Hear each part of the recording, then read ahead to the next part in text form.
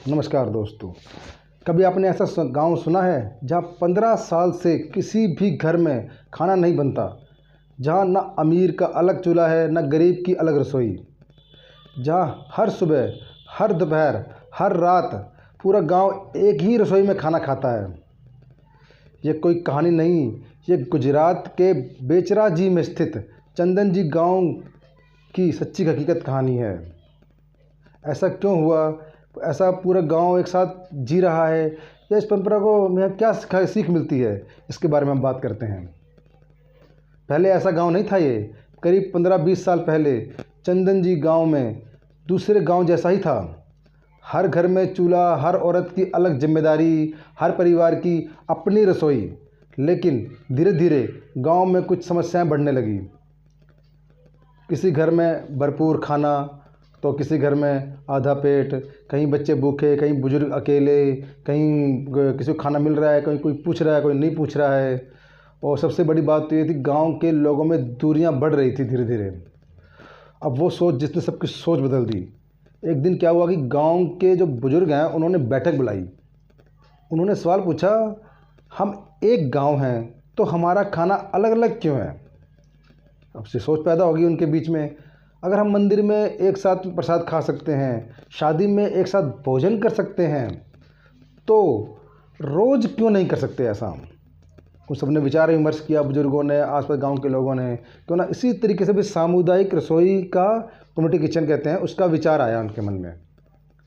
पर शुरुआत आसान नहीं थी दोस्तों। फैसला लेना आसान था, लेकिन लागू करना बहुत ही मुश्किल था। कुछ लोग कहने लगे, घर का खाना घर में ही अच्छा लगता है, रहने दो ऐसे, और ये ज़्यादा दिन नहीं चलेगा, औरतों पर जिम्मेदारी बढ़ जाएगी, औरतों पर बोझ बढ़ जाएगा। लेकिन गांव ने नियम बनाया, हर परिवार अपनी क्षमता के अनुसार अनाज या पैसा देगा। रसोई में काम बारी बारी से होगा, कोई छोटा कोई बड़ा नहीं, सब एक पंक्ति में बैठकर खाएंगे। और सबसे बड़ा नियम, किसी भी घर में चूल्हा नहीं जलेगा। क्या बड़ी सोच है भी। और आज की व्यवस्था, आज चंदन जी गांव में क्या है, एक बड़ी सामुदायिक रसोई है। रोज़ ताज़ा पौष्टिक भोजन बनता है। बुजुर्गों को खुद चलकर जाने की जरूरत नहीं पड़ती। मान लो जो असहाय है, नहीं जा सकता, तो उनके लिए घर पर खाना पहुंच जाता है। बच्चों को समय पर खाना मिल जाता है। महिलाएं और दिन भर रसोई में बंद नहीं होती अब, बल्कि बच्चों का ध्यान, खुद के काम, आत्मनिर्भर बनने के मौके। खाना अब बोझ नहीं, सेवा बन गया है वहाँ का। जो सेवा, अब सेवा के तौर पे खाना बनाते हैं वो लोग वहाँ पर।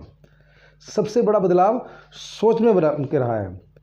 इस गांव में कोई भूखा नहीं सोता, कोई अकेला नहीं खाता, कोई मेरे घर तेरे घर, यहाँ सिर्फ हम हैं। अगर किसी घर में दुख है तो पूरा गांव साथ खड़ा हो जाता है, और अगर किसी घर में खुशखबरी है तो उसकी पूरी रसोई में मिठास बढ़ जाती है इनके। और आज के समय में ये क्यों है, बहुत ज़रूरी है। क्यों ज़रूरी है ये आज के समय में?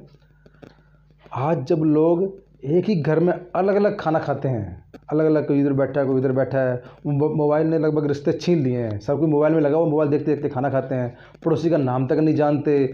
तब चंदन जी गांव में हमें याद दिलाता है, विकास सिर्फ पैसा नहीं, विकास है एक दूसरे के साथ जीना।